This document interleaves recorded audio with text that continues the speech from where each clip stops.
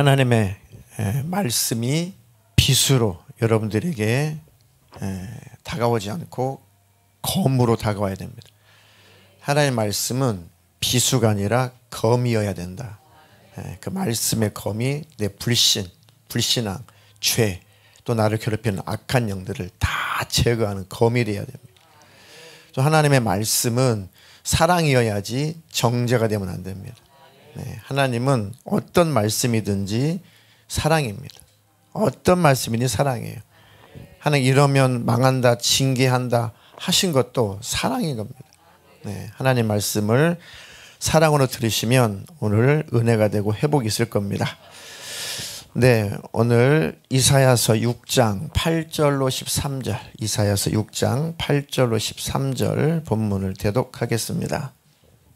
그때 나는 주님께서 말씀하시는 음성을 들었다. 내가 누구를 보낼까? 누가 우리를 대신하여 갈 것인가? 내가 아뢰었다. 제가 여기에 있습니다. 저를 보내어 주십시오. 그러자 주님께서 말씀하셨다. 너는 가서 이 백성에게 너희가 듣기는 늘 들어라. 그러나 깨닫지는 못한다. 너희가 보기는 늘 보아라.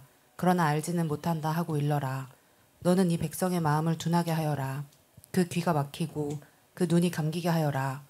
그리하여 그들이 볼 수 없고 들을 수 없고 또 마음으로 깨달을 수 없게 하여라. 그들이 보고 듣고 깨달았다가는 내게로 돌이켜서 고침을 받게 될까 걱정이다. 그때 내가 여쭈었다. 주님, 언제까지 그렇게 하실 것입니까? 그러자 주님께서 대답하셨다.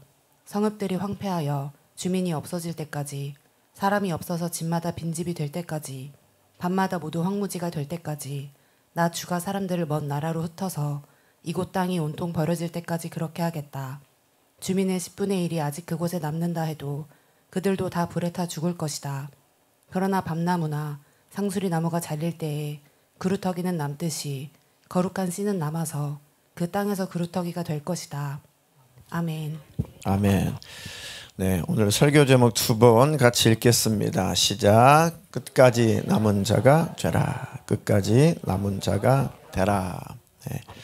성경에 기록된 그 패턴을 보면 먼저는 하나님의 사랑과 하나님의 은혜가 부어집니다. 그러면 계속해서 그 은혜와 그 사랑 안에 머물지 못하고 교만하고 또 욕심부리고 또 딴짓하다가 죄를 범하고 또 타락하죠. 그러면 하나님께서 말씀하십니다. 돌아오라고, 회개하라고. 그래도 돌아오지 않고 깨닫지 않고 회개하지 않으면 징계가 오죠. 징계는 곧 하나님의 사랑의 방편입니다. 징계가 올 때에 깨닫고 내가 범죄했구나, 내가 하나님과 멀어졌구나, 하나님께 떠났구나 깨닫고 회개하고 돌이키면 하나님께서 긍휼을 베풀어 주십니다. 용서해 주시고 그리고 회복이 일어납니다. 하나님께서 주시마 약속하셨던 그 복이, 영육의 복이 회복되어서 또 평강의 삶을 살죠. 그러다가 또 다시 하나님과 멀어지고 또 죄를 범하고 계속 이런 패턴으로 창세기부터 계시록까지 계속 연결되는데 이것이 곧 신앙을 사는 내 모습이다. 우리의 모습이다. 그런데 회개치 않으면, 회개할 기회를 주셨는데, 징계에서 회개할 기회를 주셨는데 회개치 않으면 멸망하게 되는 것입니다. 하나님은 멸망이 목적이 아니고 회복되는 것이 목적이고 구원받는 게 목적인데, 징계를 통해서 하나님께서 회개를 촉구하시는데 그나마 그 기회를 놓치게 되면, 회개하지 않으면 멸망하게 되는 거예요. 멸망. 그것은 그들의 선택인 거죠. 그러니까 하나님의 심판 속에서도 멸망받지 않고 남은 자들이 있다는 것이죠. 하나님의 심판 속에서도 멸망받지 않고 남은 자들이 있다. 그런데 끝까지 돌이키지 않고 회개하지 않고 정말 멸망하는 자들도 있다는 거죠. 말세를 살아가고 있는 우리에게 세상은 점점 타락하고 점점 어두워져 가고, 그걸 느끼시나요? 영적인 감각이 무뎌지면 세상이 얼마나 어두워져 가고 얼마나 타락해 가고 죄악이 얼마나 관영해 가는지를 잘 못 느낍니다. 다 사람 사는 거 그런 거지, 사람이 다 그렇게 사는 거지, 그 수준입니다. 보이질 않죠. 왜요? 기준이 허물어져서 그렇습니다. 양심의 기준이 무뎌져서 그렇고 말씀의 기준이 허물어져서 세상을 볼 수 있는 눈이 사라져서 그렇습니다. 그러면 깨닫지 못하고 멸망할 수가 있다. 대부분 모든 사람들이 주님 오실 때 다 그렇게 멸망할 거지만 그래도 우리는 남은 자로 살다가 천국 가야 된다는 겁니다. 그래도 타락한 세상 속에서도 남은 자들이 있다는 것이고 칠흑같이 어두운 세상 속에서도 빛의 자녀는 있다는 것입니다. 우리는 어디에 속해야 되냐? 빛의 자녀에 속해야 된다. 우리는 남은 자 가운데 속해야 된다. 주님 다시 오시는 그 날에 우리는 꼭 남은 자로 인정받아서 꼭 들림받기를 축복합니다. 남은 자로 살아가면 하나님 안에 거하면 하나님께서 신령한 복도 주시고 이 땅에서 필요한 것도 하나님 채워주시고 하나님 보호하시고 하나님께서 사랑으로 이끌어 주실 것입니다. 그래서 하나님의 말씀은 사랑으로 들으십시오. 네. 자, 본문 한번 띄워주세요. 본문은 이제 이사야 글인데요. 이사야서인데 이사야 선지자는 그가 활동할 때에 약 4명의 왕을 거쳤습니다. 4명의 왕을 거쳤는데 북쪽 이스라엘이 아수르에게 완전히 멸망하는 것을 똑똑히 지켜본 선지자예요. 왜 망했는가? 북이스라엘이 아수르에 완전 잔인하게 무너지죠. 아무리 경고해도 아무리 선지자들을 하나님이 부지런히 보내시고 아무리 징계를 해도 끝까지 교만을 떨고 끝까지 하나님께 돌아오지 않아서 잔인하게 망해버렸습니다. 그것을 이사야가 똑바로 봤어요. 그런데 남유다 왕도 보니 남유다 백성도 보니 똑같이 북이스라엘이 멸망하는 그 과정을 그 전체를 밟고 있다는 거죠. 그래서 하나님의 마음을 가지고 이사야가 강력하게 내 왕을 거쳐가면서 강력하게 외칩니다. 물론 그때 이사야만 있었던 건 아니고 무명의 선지자들도 하나님이 부지런히 보냈습니다. 하나님은 징계하기 전에 말씀하셔요. 심판하기 전에 기회를 주십니다. 그리고 반드시 하나님은 인격적으로 말씀하십니다. 안 들으면 징계하세요.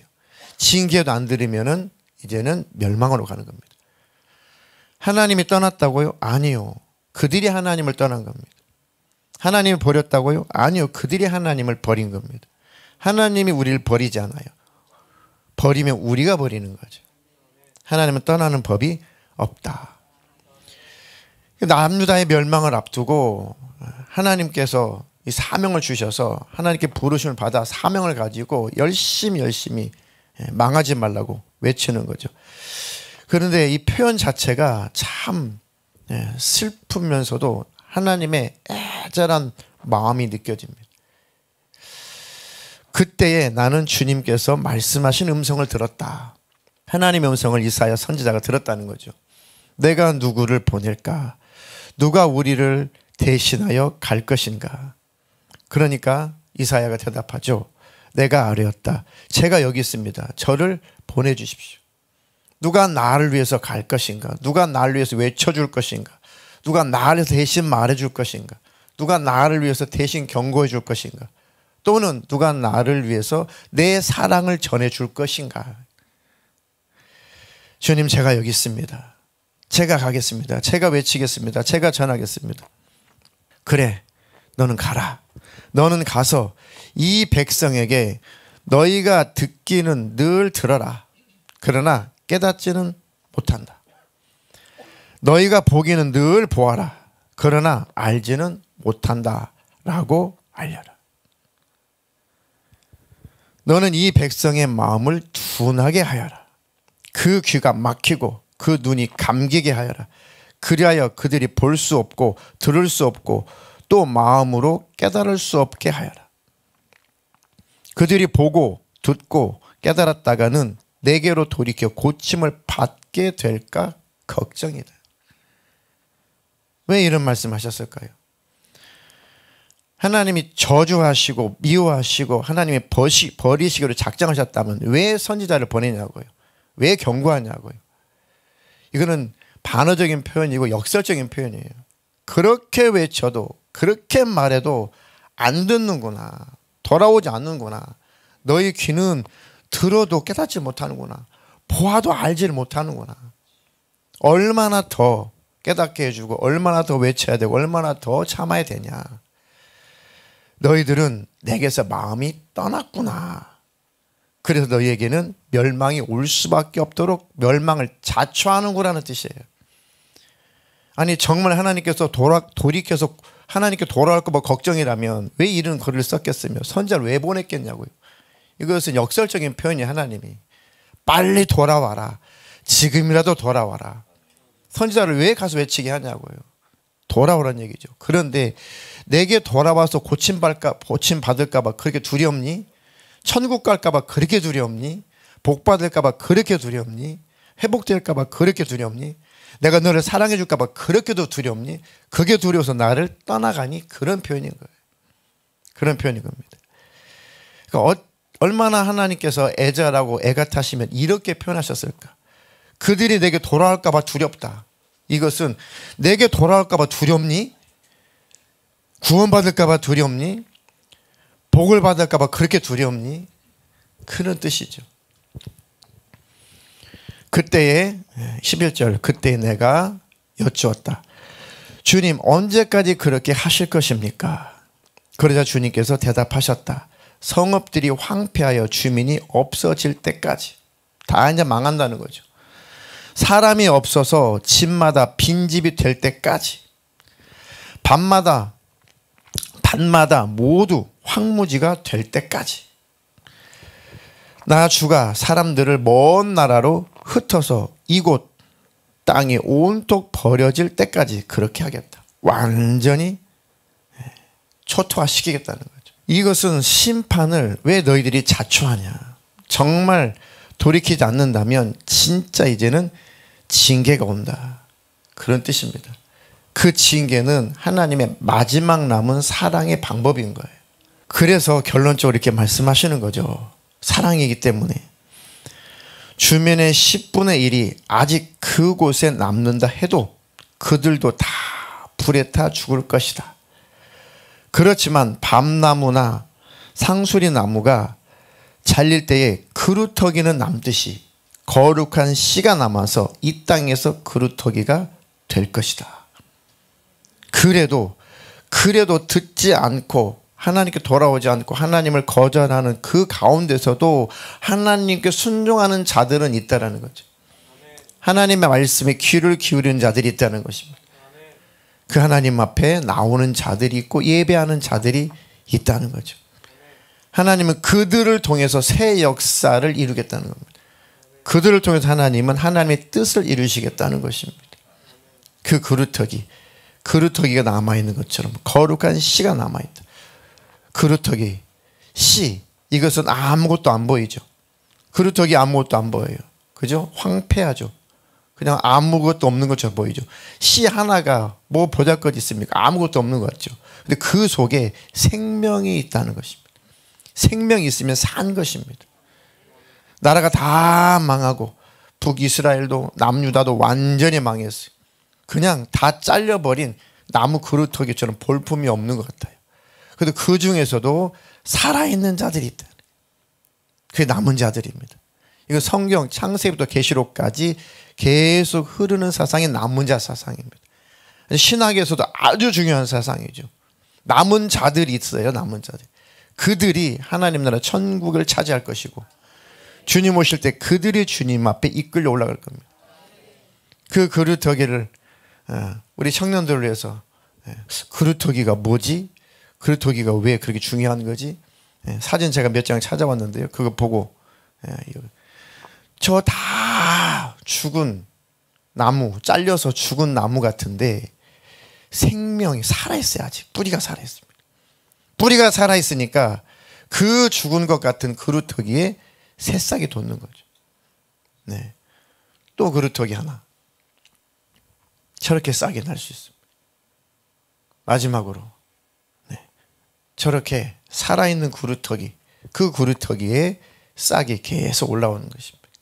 세상이 아무리 어두워지고 아무리 죄악 가운데 타락하고 아무리 이 땅이 하나님 보실 때에 다 멸절시키고 멸망시킬 수밖에 없는 그런 상황이라도 주님 오실 때 그런 상황이라도 남은 자들은 산다.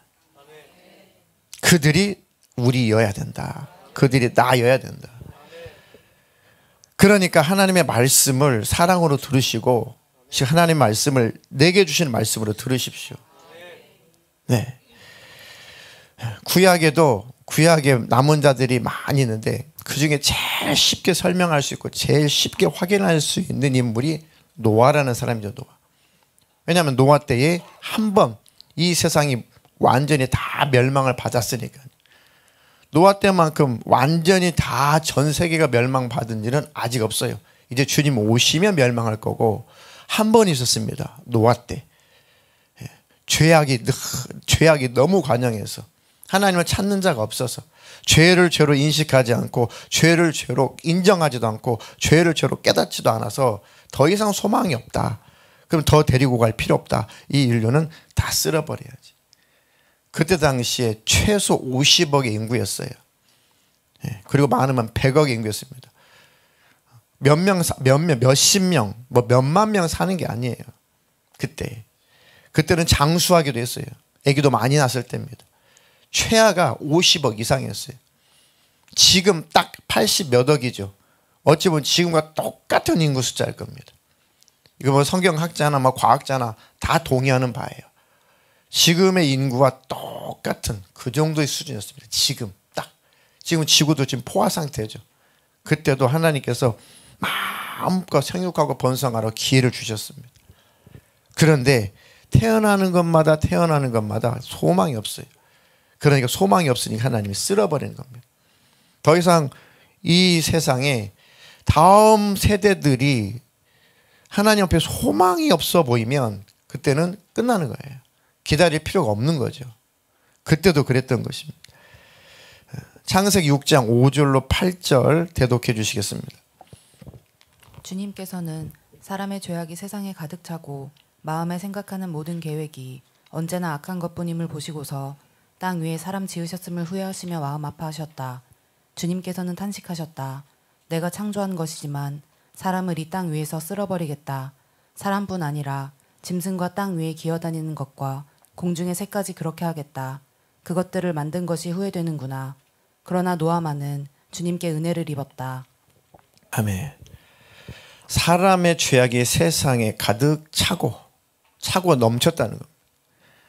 마음에 생각하는 모든 계획이 언제나 악하다. 마음에 생각하는 모든 계획이 언제나 악할 뿐이다. 그럼 기다릴 필요가 없죠. 그래서 쓸어버리는 겁니다. 꼭 지금과 같아요. 꼭 지금과 같습니다. 땅 위에 사람 지으셨음을 후회하시며 마음 아파하셨다. 지금도 하나님께서 마음 아파하시죠. 그리고 더 이상 내가 기다릴 필요가 있을까? 더 이상 기다려줘야 될 이유가 의미가 있을까? 내가 지금까지 기다리는 게 정말 후회스럽다 하시는 때란 말이죠. 주님께서는 탄식하셨다. 내가 창조한 것이지만 사람을 이 땅 위에서 쓸어버리겠다. 오죽하면 그러셨겠네. 내가 창조한 사람이지만 내가 사랑의 하나님이지만 더 이상 소망이 없으니 다 쓸어버려야겠다.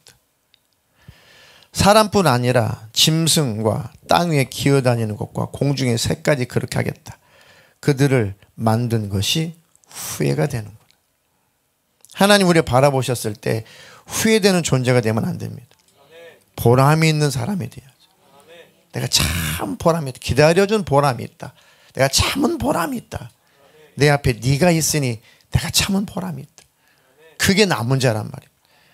세상을 바라보면 내가 다 쓸어버려야 되는데 나에게 돌아오는 네가 있으니 내가 참고 있다. 너 때문에 네 가족이 돌아올 수 있으니 내가 참고 있다. 너 때문에 누군가가 돌아올 수 있으니 내가 너 때문에 참아주겠다. 아브라함 때문에 그 조카 롯을 하나님께서 건져주시고 기회 주시고 살려주신 것처럼 지금 하나라도 더 돌아오라고 하나님은 기다려주시는 것뿐이에요. 기다려. 근데 그때도 기한이 있다는 거죠. 보라, 지금은 은혜 받을 만한 때다. 지금은 구원의 날이다. 지금은. 그런데 그것도 끝날 날이 있다는 거죠. 그때 주님이 이제 더 이상은 의미가 없다라고 결정하시면 그게 세상의 종말이고 예수님의 재림이고 동시에 일어납니다. 예수님의 재림은 세상의 심판이고 예수님의 재림은 남은 자들에게 구원의 날이다. 그러니까 예수님의 재림을 심판의 주로 맞이할 것인가 구원의 주님을 맞이할 것인가는 우리의 선택이에요. 하나님께 달리는 게 아니에요. 우리에게 달리는 겁니다. 우리가 결정하는 것이고 우리가 선택하는 겁니다. 노아는 그때 당시 남은 자였어요. 노아 때문에 그 아들들도 그 아내도 그 자녀들도 하나님께서 살려주시죠. 8명이. 노아가 완전했다, 죄가 없다, 완벽했다가 아니에요. 자, 남은 자가 된 이유는 7장 1절이 있습니다. 다 같이 한번 읽겠습니다. 시작. 주님께서 노아에게 말씀하셨다.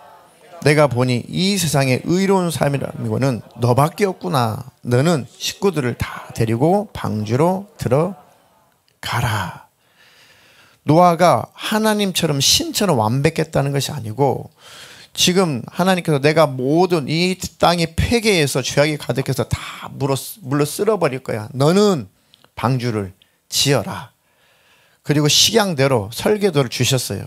근데 노아가 그 말씀 그대로 받아들입니다. 그 말씀 그대로 받아들이. 한 번도 그런 일이 없었는데 어떻게 홍수가 난다는 거지? 심지어는 그때는 대홍수라는 것을 상상할 수 없을 때예요. 상상할 수 없을 때. 그리고 이미 물층이 우주에 이 대기권에 물층이 있어서 이 유해한 이 태양광이 그 인간에게 피부를 노화시킬 수 없는 그 1000년 가까이 살 때란 말이죠. 그런 홍수가 난다? 상상할 수 없을 때예요. 그런데 왜 그 말씀을 왜 믿었을까요? 홍수가 난다? 다음 멸망한다? 방주를 지어라?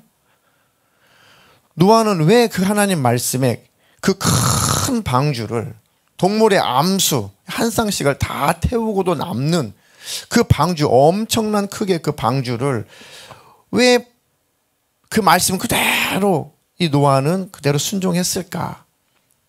노아는 하나님의 말씀을 받아들인 거예요. 말씀을 받아들였다는 것은 죄를 죄로 인식했다는 겁니다. 맞아, 망해도 싸 그랬다는 거예요. 맞아, 멸망해도 싸. 아니면 노아가 항의했겠죠. 하나님은 사랑의 하나님 아니신가요? 창조주 아니신가요?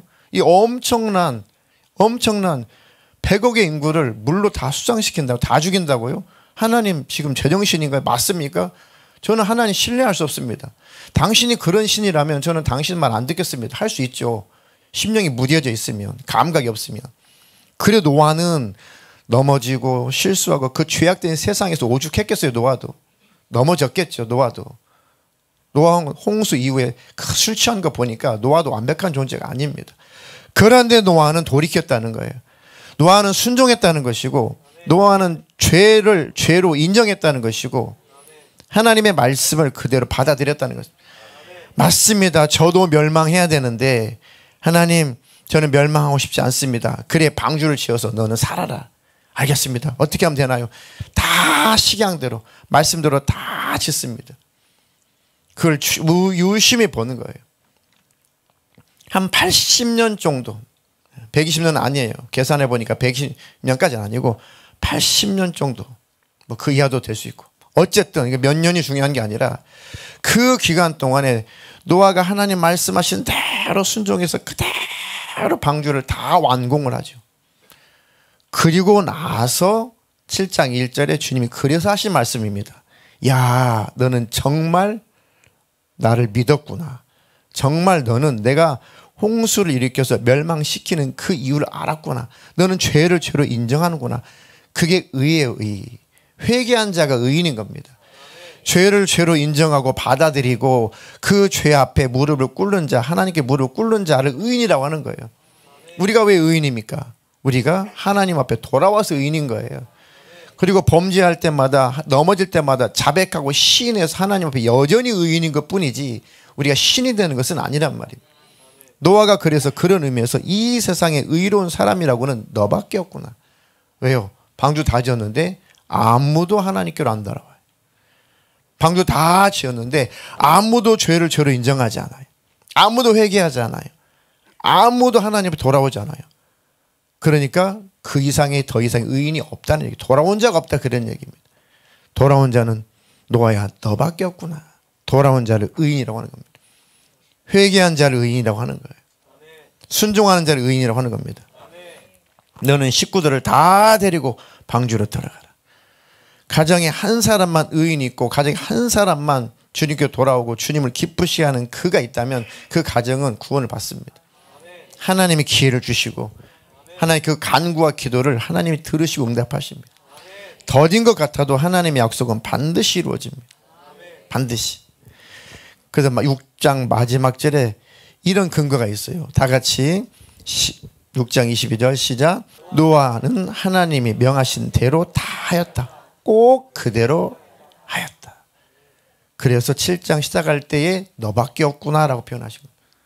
그래서 노아는 결국 그 아슬아슬한 그 멸망 속에서 심판 속에서 남은 자로 하나님께 발견되고 구원을 받은 겁니다. 순종하는 거죠. 하나님의 그 심판은 옳습니다라고 인정하는 겁니다. 그런데 우리 신앙 양심이 무뎌지고 우리가 강팍해지면 종말이다, 말쓰다, 주님이 오실 것 같다, 주님이 오셔야만 되는 상황이다, 주님이 지금도 오실 것 같다 그러면 에헤이 뭘, 아니 뭐 아직도 사람이 이렇게 많이 살고 있고 아직도 예수 믿는 사람 많이 있고 아직도 뭐 교회들이 많이 있고 그런데 뭘 주님의 재림 임박해 뭘 그래. 그것은 신앙 양심이 영적인 감각이 다 무뎌져서 그렇습니다. 무뎌져서 그렇습니다. 영적인 감각이 무뎌져서 그렇습니다. 영적인 감각이 있으면은 맞습니다. 주님은 지금이라도 오실 수 있겠군요 라고 대답하는 게 옳습니다. 그게 영적인 감각이 있는 거예요. 세속화되지 않는 심령입니다. 세속화되면 세상이 아까워요. 그리고 인본주의, 세상의 편에 섭니다. 그냥 하나님을 바라보지 않고 그냥 세상 사람들이 불쌍한 것 뿐이에요.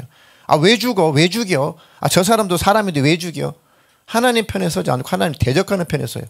아니, 다 쓸어 없애는 것이 좋다는 게 아니라 아, 이제는 다 노아 때처럼 다 멸망하게 되었구나 라고 하면은 버럭한 다음에 버럭.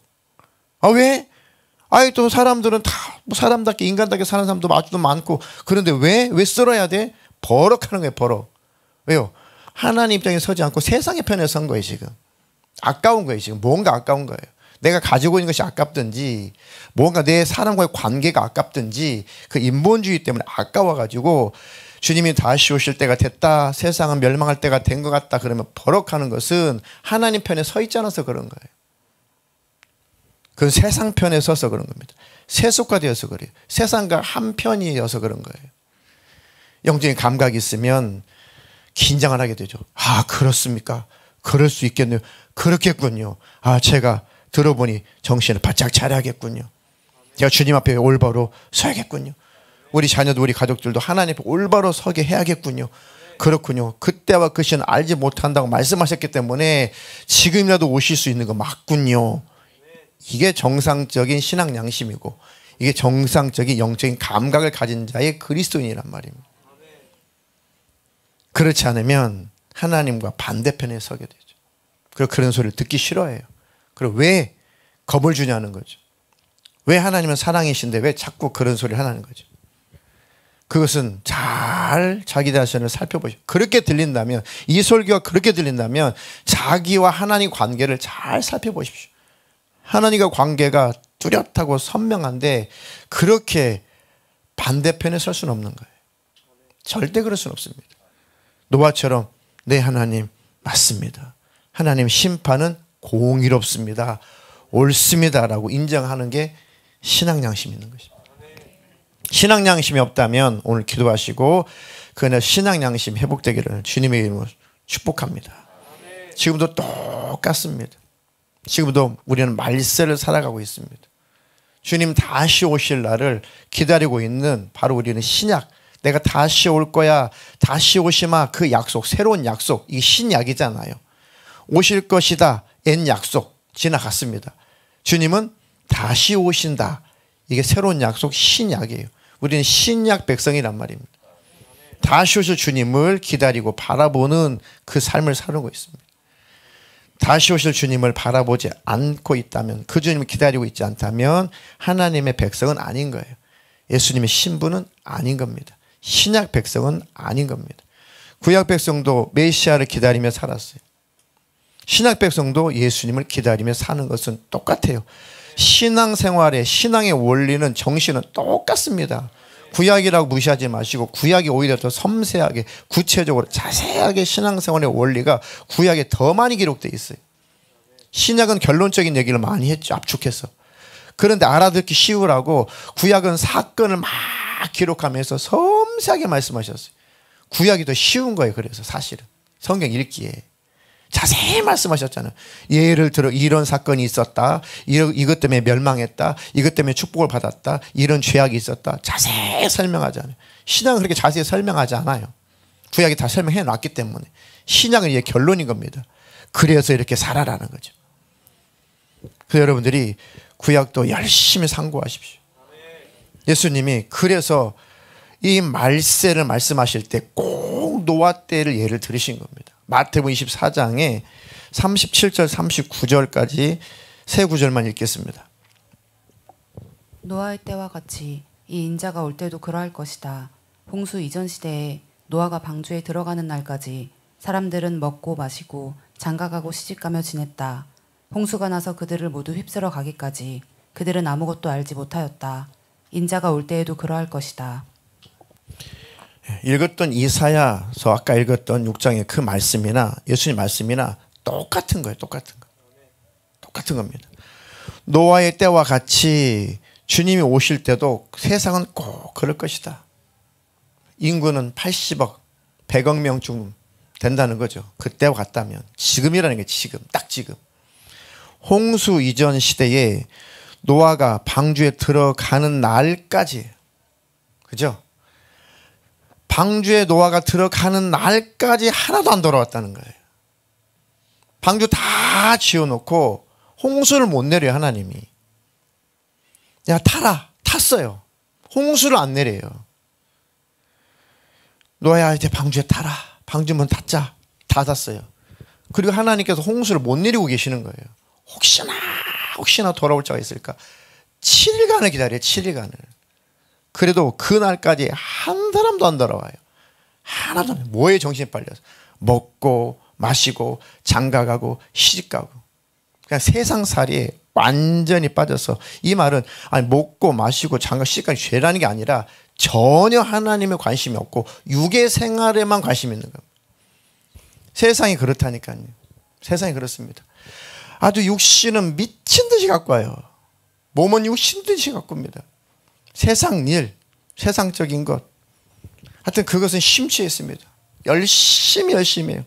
자기 정욕의 욕구를 채워준다면, 육신의 쾌락을 채워준다면 열심히 하고 미친 듯이 합니다. 세상 성공이라면 미친 듯이, 돈이라면 미친 듯이 달려듭니다. 보이스피싱이 이거는 얘들이 이제는 뭐 선을 넘은 정도가 아니라 그냥 이리떼 같아, 이리떼. 예. 스팸 전화를 차단하는 그 기능이 제 핸드폰에 있어도 어떻게 파고든지 그걸 파고 들어온다니까요. 그러니까 막 이리떼 같아, 미친 것 같아요. 세상이 막. 보이스피싱. 이것들이 계속 전화가 오는 게, 야, 그렇게 잡아들이고 그렇게 해도, 야, 세상이 완전 미쳐버렸구나, 이거. 이거는 이 제정신들이 아니고, 제정신인 사람이 얼마나 있을까. 예. 시대가 갈수록 그렇다는 것이죠. 양심이 무뎌지면 그게 안 보인다는 것입니다.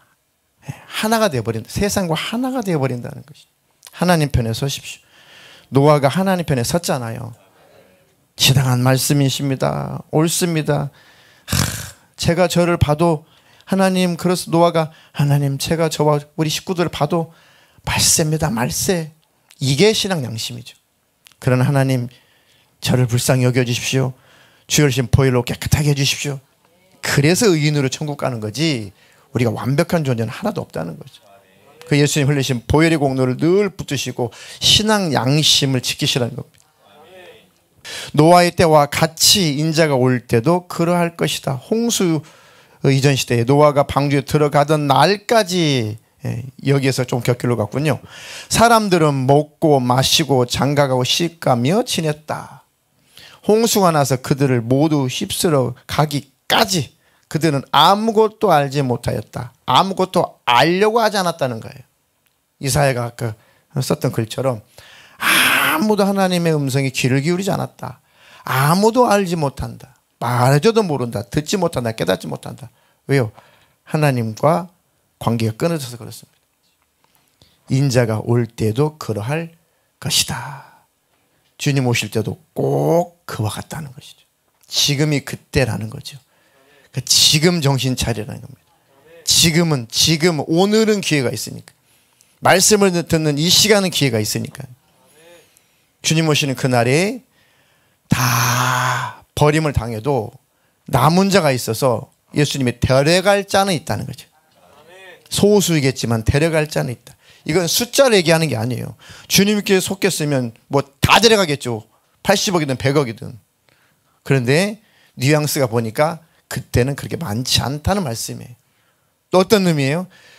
그래도 기다려서 참아보겠다. 그런데 더 이상 없다면 멸망이다. 그런 뜻이에요.